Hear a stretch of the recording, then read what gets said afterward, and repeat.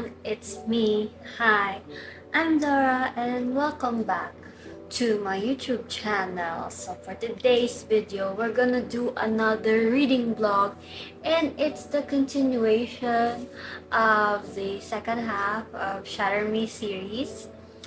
And alam ko, putol-putol yung vlog ko ng Shatter Me and most of the time I haven't filmed anything about it, but now I'm going to start Restore Me, which is the fourth book of the Shatter Me series, and I'm going to read it on my tablet. So yeah, so let's have a little bit of a recap. So ang Shatter Me series, it's about a Juliet na meron siyang lethal touch kung saan yung everything or anyone na makakausap niya ay makakausap. Anyone na mahahawakan niya is mamamatay or something. And then, a lot of happened sa first half. And if you haven't read the first 3 books, I guess you're going to skip it kasi mga spoiler. Medyo spoiler na tong part ng vlog na to.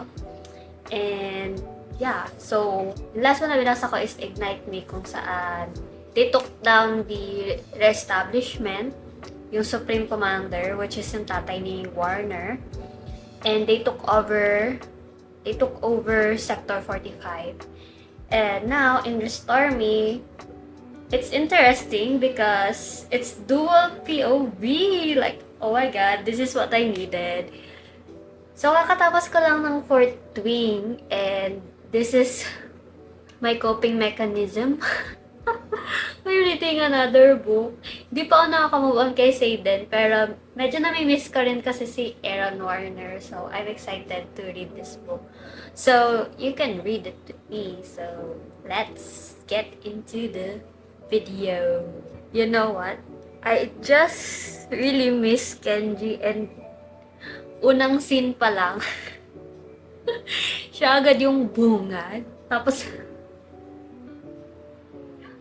it really is funny. I love him. I love him so much. I love his humor. Gusto kong basahin tong part na to with feelings. Okay? So, nasa isang room si Juliet, then pumasok si Kenji. And ito yung bungad niya. Jay, we've got a serious problem. Kenji is staring at me, eyes narrowed, his hands on his hips, t-shirt tucked across his chest. This is angry Kenji. Worried Kenji. It's been 16 days since we took over Sector 45, since I crowned myself the Supreme Commander of their establishment. And it's been quiet, unnervingly so.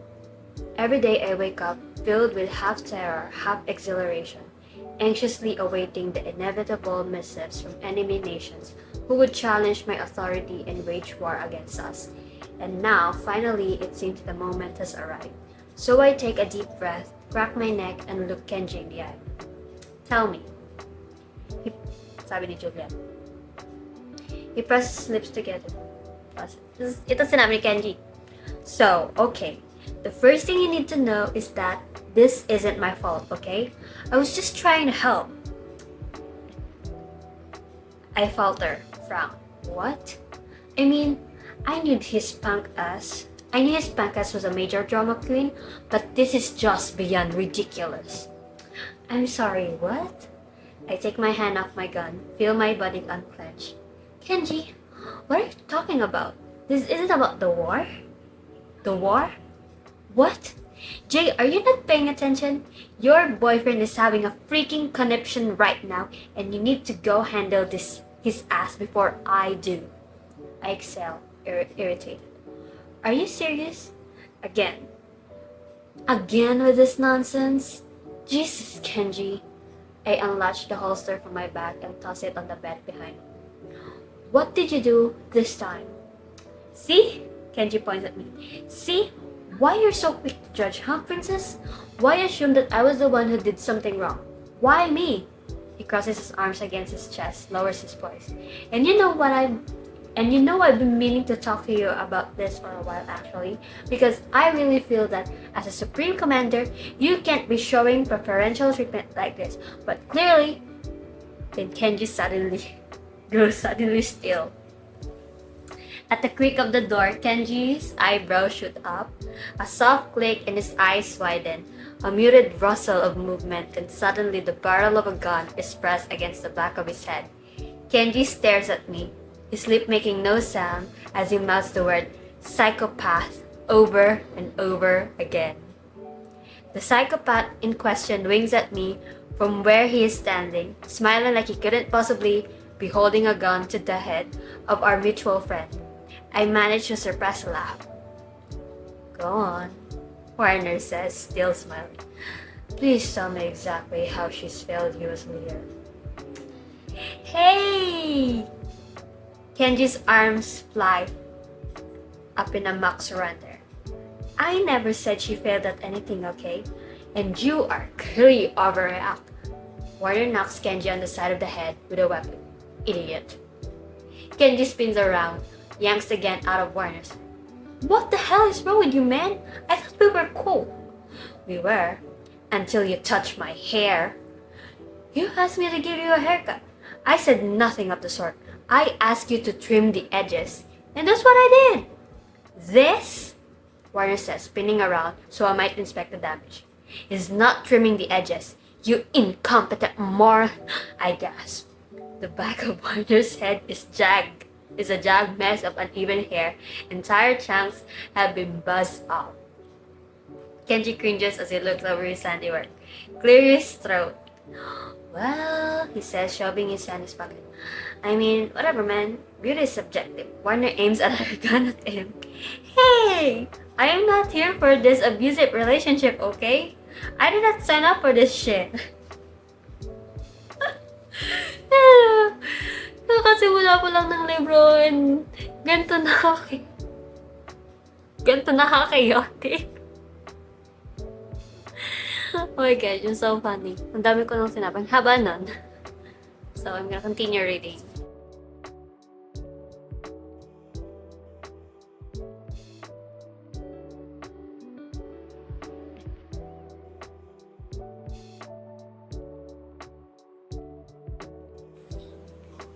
Morning guys. Nakatulugan ko kagabi yung binabasa ko. So I'm gonna continue reading Restore Me. I don't feel like getting up. Gusto ko pang mahiga. Hindi pa naman ako gutom. So I'm gonna continue reading kung saan ako natapos. Kung saan banda ako nakatulugan. So yeah.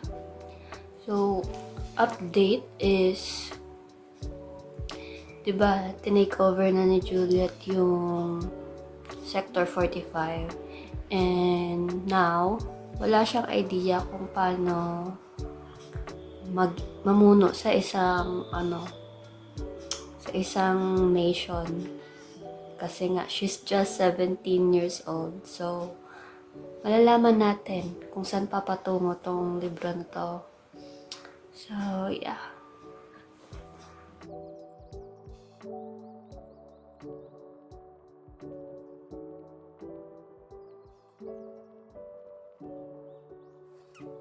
Okay, guys. I just need to share you guys this. So, there was this scene where, what's his name again? Yeah, Hader. He was upset because si Warner kasi hindi niya kunento kay Juliet na meron siyang ibang friends, which is yung mga anak ng mga Supreme Commander. And itong si Hader, pumunta siya sa Sector 45 to get to know the new Supreme Commander, which is si Juliet. Then he was upset because yun nga, hindi nga kunento ni Warner about them. So, parang he came into him and he pinned him into the wall na parang sinabi niya na he's making a mistake. Parang nasad siya kasi parang he thought they were friends, ganon. And sinabi niya na, what happened to you? I don't believe that. Parang nagbago na siya, ganon. Parang hindi na siya katulad ng dati. Kung ano yung pagkakilala niya kay Aaron before, ganon. And then, Juliet was there with them. And sabi ni Juliet, let go of him. Ganon. And alam niyo yung parang, ang ganda nung mood ni Juliet, then biglang nag-switch into killer mode, ganon. Then, sabi ni Juliet, touch him one more time, and I will rip your heart out of your body. Then, sabi ni Heather, what? Sabi niya, excuse me? Parang hindi siya makapaniwala na sasabihin niya ni Juliet kasi parang iba na yung impression ni Juliet sa kanya. Ganun. Parang hindi naman nakakatakot si Juliet. But then, this is Warner's POV, okay? Then, she steps forward. She looks suddenly terrifying.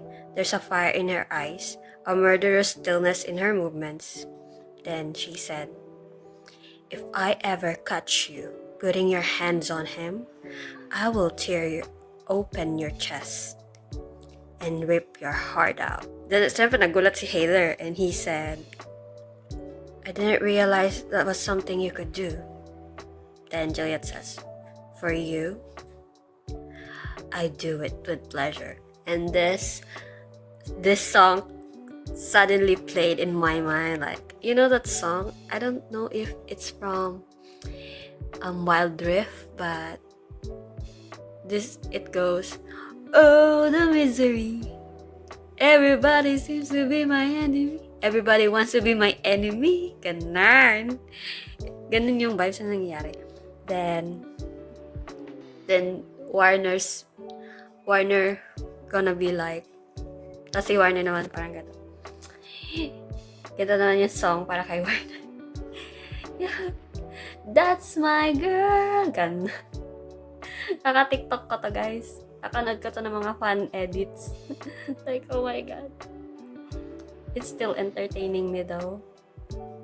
Then, sa next chapter, POV naman ni Juliet. And, she's so cute.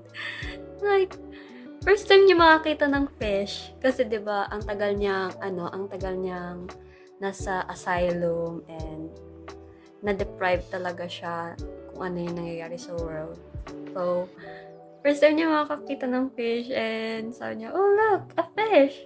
Tapos, pupunta na siya dun sa water, pero pinigilan siya ni Kenji na parang tatay niya, gano'n. Sabi niya, that water is disgusting, Jay. You shouldn't get near it. Tapos sabi niya, what? Why? Tapos, tinuturo niya yung fish. Can't you see the fish? I haven't seen a fish in the water in a really long time.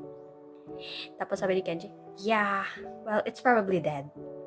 Tapos sabi ni Julia, what? No, I don't think. Oh yeah, it's definitely dead. So cute, so cute. Like, and then we finally get to meet Nazira, which is Heather's sister, and I like her already. I've seen fan arts of her, pero I think she will be Kenji's love interest, and she's wearing this, alam mo yung mga sinusuot ng mga Arabic girls, yung shawl sa ulo nila na hindi pinapakita yung hair. Ganon. And sa time nila na to, illegal yon kasi parang tinatanggal na nga yung mga religion or mga beliefs. Parang isang na lang sila, isang paniniwala na lang. Parang sa re-establishment na lang dapat silang maniwala. Ganon. Parang wala ng diversity sa world na to. So, and parang una nun, Aaron is saying something about the shawl kasi parang di siya makapaniwala na nagsusuot na ganun si Nazira. Then, sinugundahan itong si Kenji. Alam niyo naman si Kenji, walang preno yung bunganga niya. Tapos, nag-walk out si Nazira. Tapos, sinabi niya dito na, sabi ni Nazira, men are always so baffled by women's clothing. So many opinions about a body that does not belong to them. Cover up, don't cover up. No one can seem to decide. Like, And I was like, facts. Yeah. Men always do that.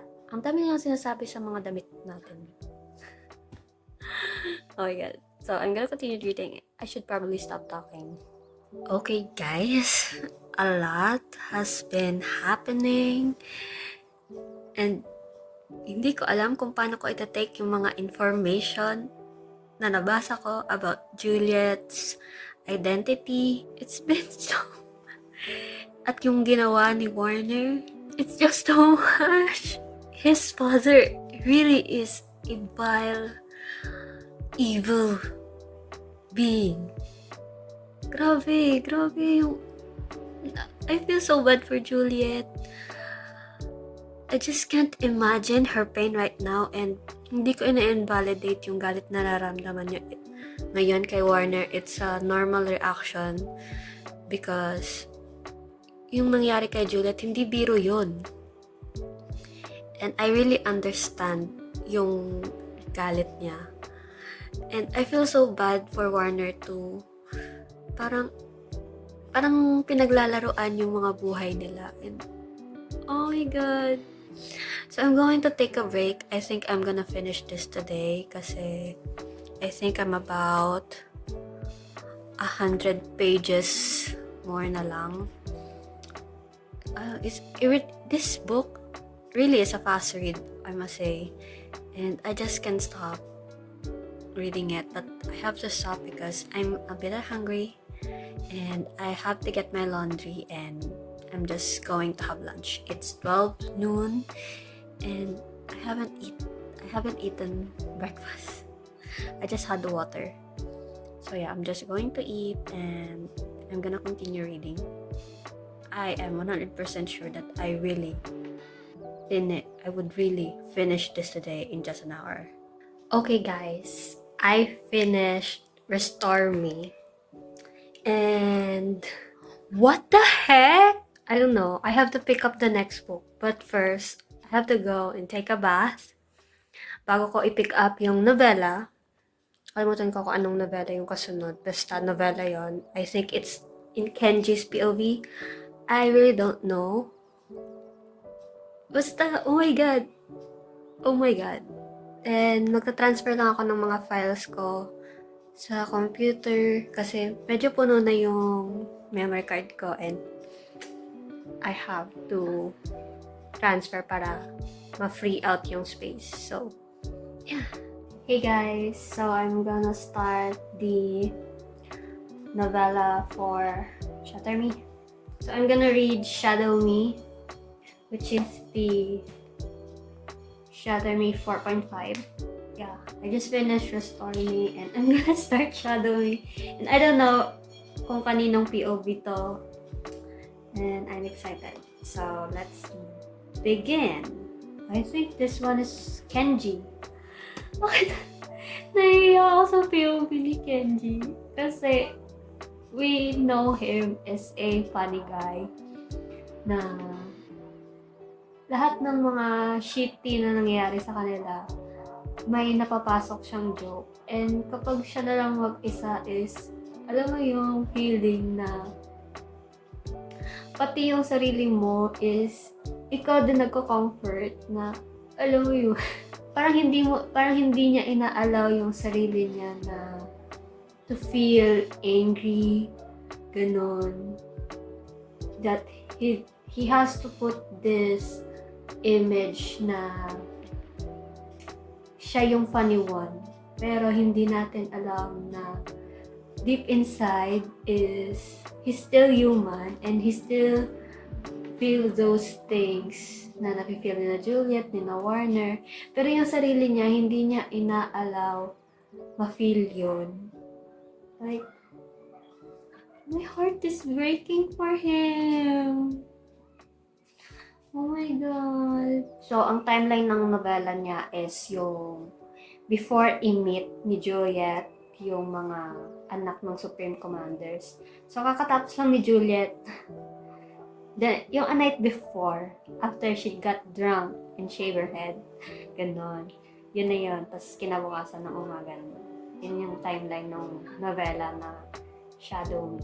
So yun nga, na ano kay Kenji kasi he's always been there for everyone. He's always been there for Juliet, kay Adam, even kay Warner na sa una hindi niya talaga makasundo.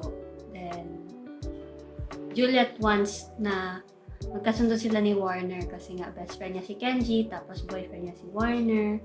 Then ito yung thoughts ni Kenji as of now kasi nga nag-break na si Warner and si Juliet. Then, parang at some point, may namumuong friendship sa kanila ni Aaron. And, tinatanong niya si Aaron kung okay lang ba siya. And then, syempre, magsasabihin ni Aaron na hindi. Pero si Kenji, observant siya. Then, sabi niya na napapansin niya yung pagbabago kay Warner na parang hindi talaga siya okay. Then sabi niya, I've got my own problems, my own burdens, my own pain and frustration. And besides, no one ever asks me about my day. No one ever follows up with me. No one ever bothers to peer beneath the surface of my smile. So why should I care? Ganon. Parang hindi nila... I feel bad for him kasi yun yung problem sa mga parang clown sa isang friend group na parang tingin nila is wala silang dinadalang problema. But deep inside, they have their own personal struggles. And I wanna hug Kenji. Parang he deserves better. Aww. Sabi ni Kenji dito, I'm so happy for my friends. I love them even when they piss me off.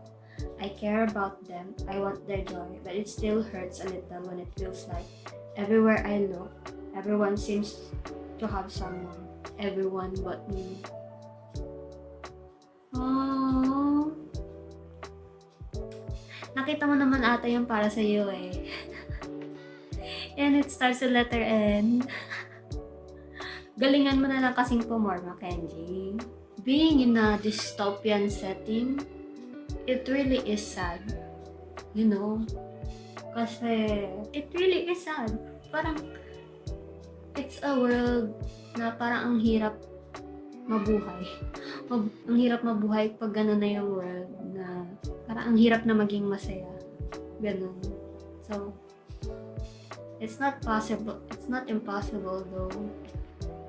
But thinking about it, it would be such a sad world kung ang mamumuno sa mundong to is mga power hunger na leaders. And ano na lang mangyayari sa humanity. Oh my God! Kenji is so cute. Nawala yung angas niya, nawala yung coolness niya around this certain girl that he met. She's from Iraq, I guess. Basta anak siya ng Supreme Commander ng Asia. And then, her name starts with letter N. Tapos, wala yung cool niya. Parang hindi na siya nakapag-isip ng tama around her and... Oh my God. Epic siya. Epic fail. Oh my God. Hey everyone, it's me again and reading update. I'm sorry I wasn't able to film last night because nagpatay na ako ng ilaw and nahiga na ako. But I started Defy Me, which is the 5th book of the Shatter Me series, and we get to have 3 POVs kay Kenji, kay Juliet, and kay Warner. And a lot of things going on. A lot of things has been unraveled.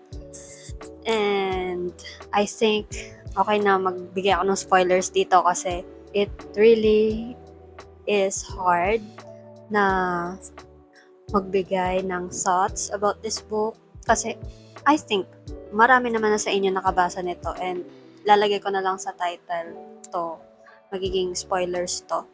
So, if I may. So, we started the book with Kenji's POV.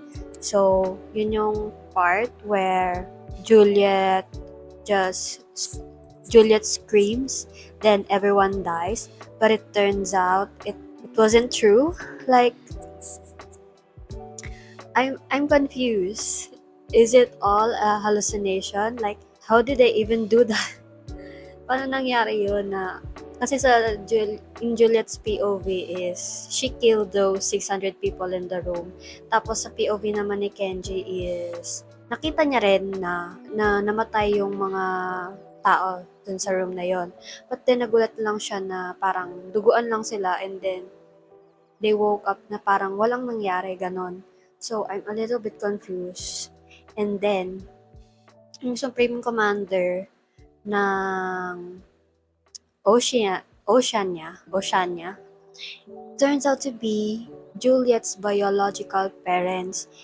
And you know what's even crazy? Childhood friends. Parang magkakilala na si Aaron and si Juliet since childhood, including Nazira. So, si Juliet, she is one of the Supreme Commander's children. So, parang may position din siya sa re-establishment kung ganon. But then, her parents are sick psycho, because present nila yung mga anak nila as offering to the establishment para maging experiment. And alam mo yung yung masakit, yung nangyayari kay Emmeline. She's Juliet's sister. Yeah, she has a sister. And Aaron didn't know that she's Juliet's sister. And it's really confusing kasi since if childhood friends na sila, maybe they really got Aaron Warner's memories wiped out too, kasi na-mention ni Nazira na wipe out din yung memories niya, so she would forget about Juliet and Emmeline. And Juliet wasn't her real name. It's Ella. Oh my god. It's so twisted and it's really on the bright side. We got to see Kenji having his moment. Meron na siyang ka-love interest and that is Nazira. And there was this scene na merong K-drama moment si Kenji. Like, kinorner ata siya nitong ni Nazira. And then, Kenji was upset about her kasi para sila ng powers. Yeah, Nazira has the invisibility skill din. And ayaw ni Kenji na nag-share ng may ka-share sa powers niya kasi hindi na siya unique. And then, parang nagkaroon sila ng conversation, then the tension was there, and then Nazira was about to go, but then alam mo yung mga kay-drama moment na hinila pabalik, then pinasok sa room. Yeah, pinasok niya si Nazira sa room niya and then they kissed. Like, I was kicking my toes sa scene na yun kasi, oh my god, my man is all grown up now. Malaki ka na, Kenji. Oh my god, I'm so proud of you. You finally made a move. So, yun. And then, ayun na, dun na at ako natapos. Then, I'm gonna continue reading to see what will happen next. So, dyan lang kayo. Guys, shit, the son of a bitch is alive? Anderson is alive? What? I thought he was dead.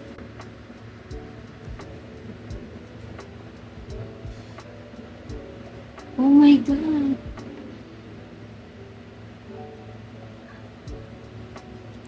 Sumasakit yung ulo ko.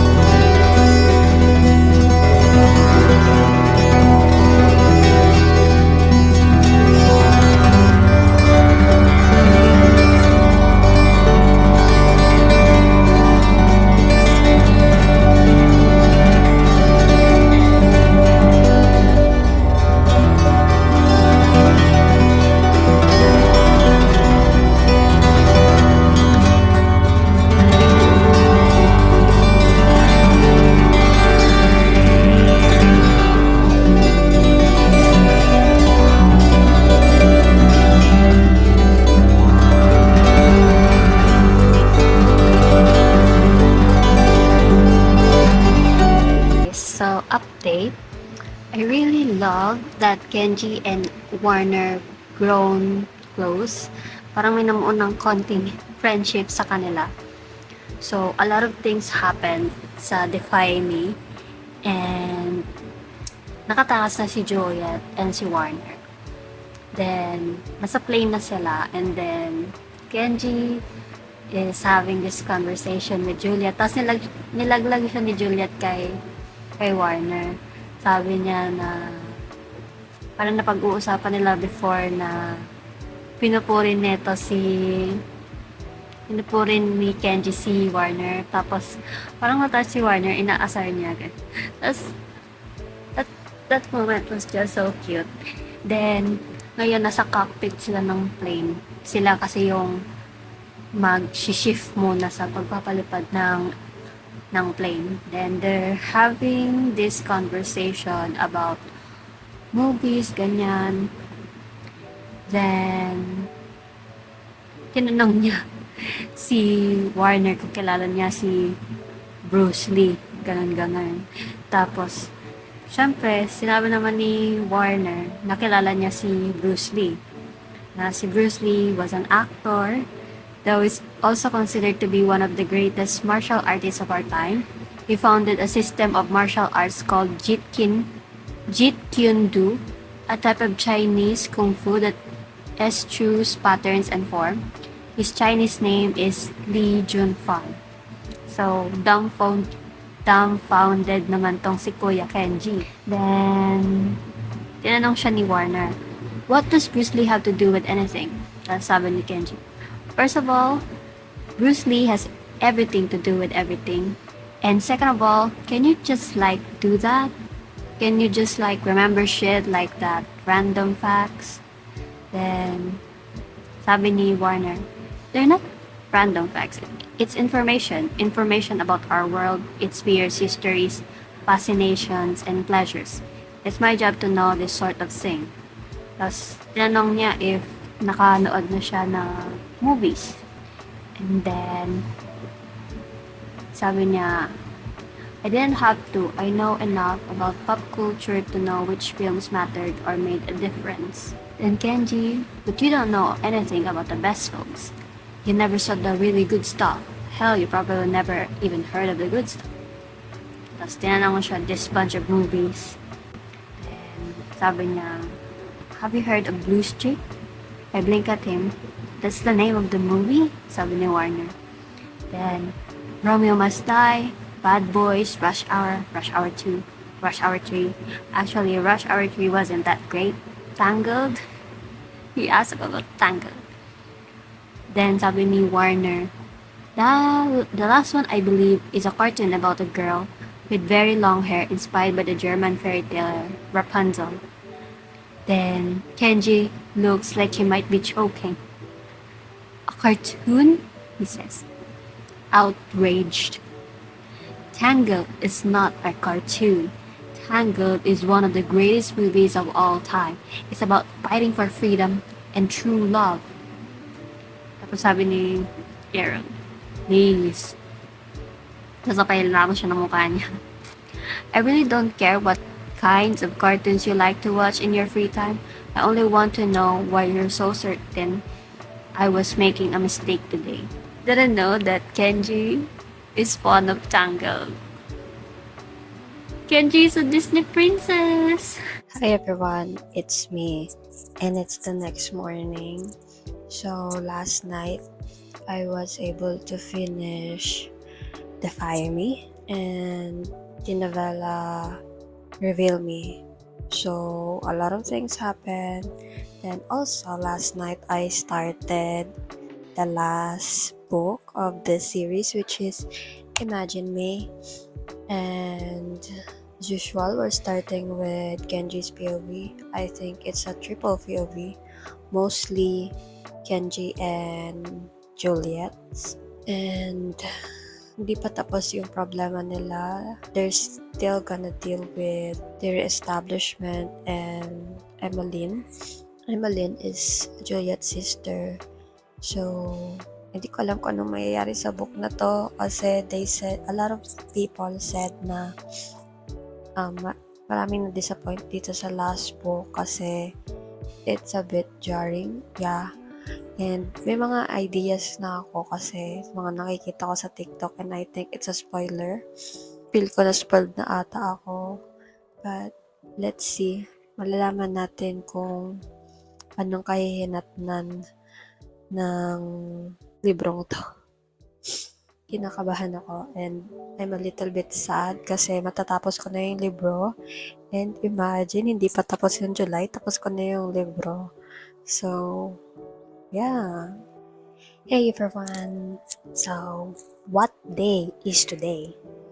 So, hindi ata ako nakapag-update kagabi or kahapon and I'm sorry about that, but reading update, I finally finished Imagine Me and Believe Me. Imagine Me is the last book of the Shatter Me series and Believe Me is the last novella of the Shatter Me series. So let's talk about it. First, sa Imagine Me. Imagine Me, I rated it at 3.5 stars. Okay, medyo nakakaloka lang tong last book because I really did not enjoy this as kesa dun sa Ignite Me because first, spoiler naman to. Marami tong spoiler be. First, she finds Anderson attractive. I was like, ew, why? But I understand bakit naman. So, hear me out. Maybe, kaya niya na kitang attractive tong si Anderson is because is Warner's father. So, may resemblance si Warner kay Anderson. So, maybe, dahil nga na-wipe out yung memories ni Juliet and she doesn't remember exactly who she is and na-reprogram siya ni Anderson. So, it's understandable na kahit konti, merong attraction tong si Juliet kay Anderson. But I think not in a romantic way, but it made her nervous. Because maybe she's confused. She's confused na nararamdaman niya yung feelings na yun towards someone na kagaya ni Warner. Just like Anderson said, this is unsettling. Yeah, it is unsettling. And nabuti na lang na hindi pumapatol si Anderson sa minor kasi that would really be disturbing. So, next is I did not enjoy it because there's nothing to enjoy. They're in the middle of the war and the world is ending. Like, sino naman mag-e-enjoy doon na they're fighting for their lives, for their freedom, and they wanted to save Juliet. Kasi it will be an abomination if nagtagumpay sila sa Operation Synthesis. Yeah, it would really be an abomination. And mabuti na lang they got there just in time. And hindi naman ako umiyak sa series na to, pero sobrang akong nasaktan for Warner kasi the things he did for Juliet na alam mo yun, he will do everything. He even sacrificed himself or nakipag-bargain siya na siya na lang yung going host for Emmeline instead of Juliet. Basta wag lang siyang patayin or something. But her father says no. Ganun kamahal ni Warner si Juliet na gagawin niya ang lahat just to save her, just to give her a normal life that she deserves. I also love the scene where napapaligiran na siya ng soldiers ni Anderson and then hinagi sa kanya ni Hader yung machete and he caught it without looking. Like, that was so badass. Sometimes he surprises me. And then he single-handedly killed them all with a machete. It's epic. It's iconic. these characters will forever hold a place in my heart, and I'm so thankful that I finally finished this series. And I must say, yung journey ko dito is I enjoyed it. I enjoyed it, I loved it, and I'm so sad na natapos ko na rin siya because it's like saying goodbye to an old friend or family. And na-attach talaga ako sa mga characters dito, especially kay Kenji. Now, for Believe Me, since it's a novella, I think they deserve a little bit of happiness kasi they went through a lot, and I think yung wedding ni na Juliet and Warner is the best happy ending na ma-receive nila, and they really deserve that kahit na medyo magulo pa na parang mag-aayos sila ng new government system after na take down yung mga re-establishment. They would organize the whole world kasi nga na-take down na nila yung re-establishment. So they're gonna set up a new government, and they're just a bunch of teenagers, and it would be a lot of work. So kung yung ending ng novella is just them having a bit of happiness through Juliet and Warner's wedding, I think deserve naman nila. And to rate this series as a whole, I gave it a 5 stars because I really enjoyed this. I became part of this world, and I feel a lot of emotions. May sad, may lungkot. That is the same thing. May sad, may saya, may tawa. It's awesome. It's an awesome experience, and I would definitely recommend this to anyone over and over again. I love this series. It instantly became one of my favorites. So maybe at some point in time I will just going to reread it, but now I really have to say goodbye. So if you like this video, please give it a thumbs up, and don't forget to hit subscribe. See you on my next vlog. Have a great day, and bye.